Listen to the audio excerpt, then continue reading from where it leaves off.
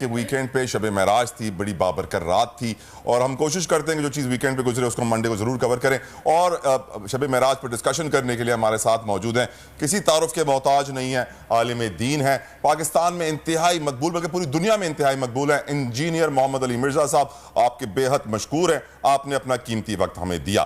سر، میں آپ سے دو سوال، ایک تو معراج کے بارے میں کچھ ہمیں بتائیے، اس کی اہمیت، اس دن کے بارے میں، اور ساتھ ساتھ 28 رجب وہ دن ہے جب مولا حسین علیہ السلام نے اپنا سفر شروع کیا تھا مدینہ سے کربلا کا۔ پلیز سر ہمیں کچھ بتائیے اس بارے میں۔ جی، لا حول ولا قوة الا باللہ، اللہم صلی علی محمد وعلی آل محمد۔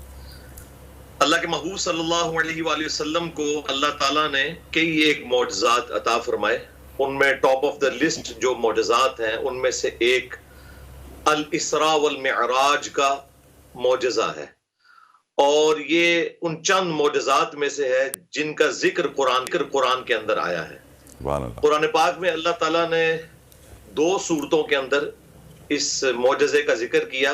ایک آپ صلی اللہ علیہ وآلہ وسلم کا زمینی سفر تھا جو بیت اللہ سے لے کر بیت المقدس تک تھا، اسے الاسراء کہا جاتا ہے، یعنی رات کا سفر۔ سبحان اللہ۔ اور دوسرا سفر تھا المعراج۔ الاسراء کا ذکر سورہ بنی اسرائیل کے سٹارٹ میں آیا ہے، سبحان الذی اسری بعبدہ لیلا من المسجد الحرام الی المسجد الاقصی الذی بارکنا حولہ۔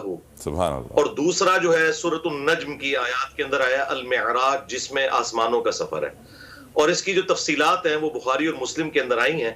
بیسیکلی اللہ تعالیٰ نے اللہ کے محبوب صلی اللہ علیہ وآلہ وسلم کو آلموسٹ مکے کی 13 سالہ جو دعوت تھی، اس کے اینڈ پہ ہجرت مدینہ سے کچھ عرصہ پہلے آپ سمجھ لیں ایک ریکریشنل ٹرپ کے طور پر آپ صلی اللہ علیہ وآلہ وسلم کی تکالیف کو رفع دفع کرنے کے لیے اور اپنی قدرت کی نشانیاں دکھانے کے لیے جو سورہ بنی اسرائیل میں آیا، معراج کا سفر کروایا۔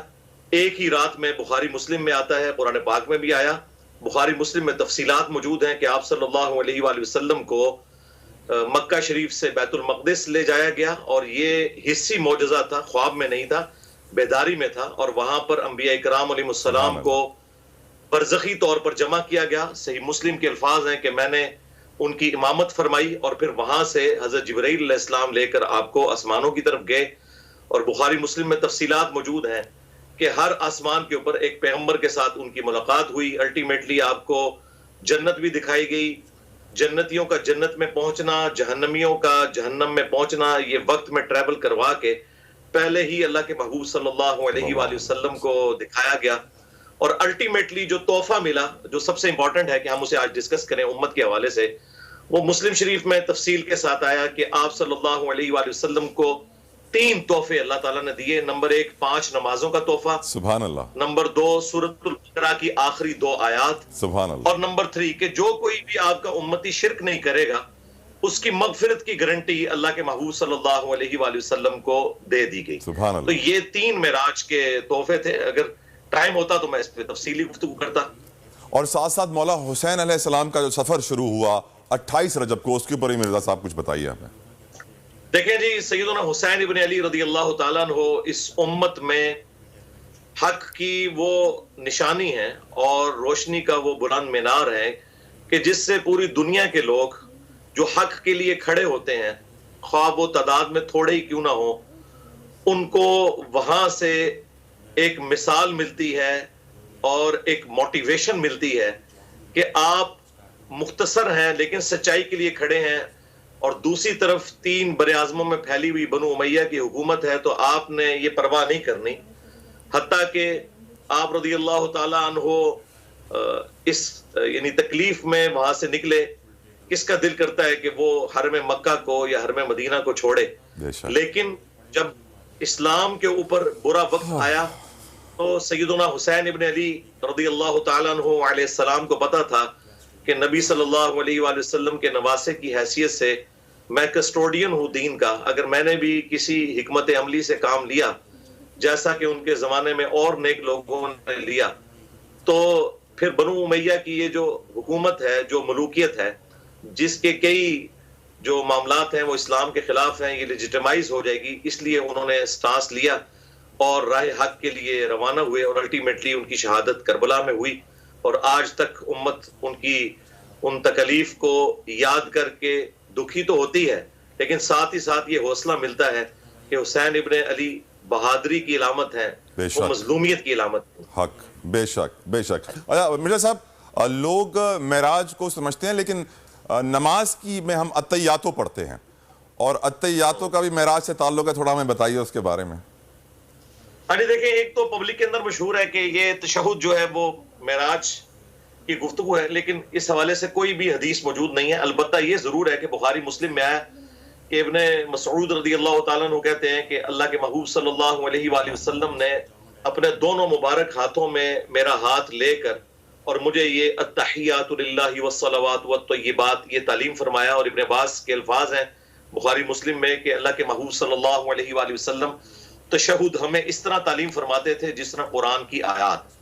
اور یہ جو تشہد ہے یہ نماز کا بنیادی جز ہے، اور اس میں آپ ترتیب دیکھیں، پہلے اللہ کی حمد بیان ہوئی ہے، جی ہاں، اس کے بعد رسول اللہ پر درود شریف صلی اللہ علیہ وآلہ وسلم، یعنی آپ پر سلام، السلام علیکہ ایھا النبی.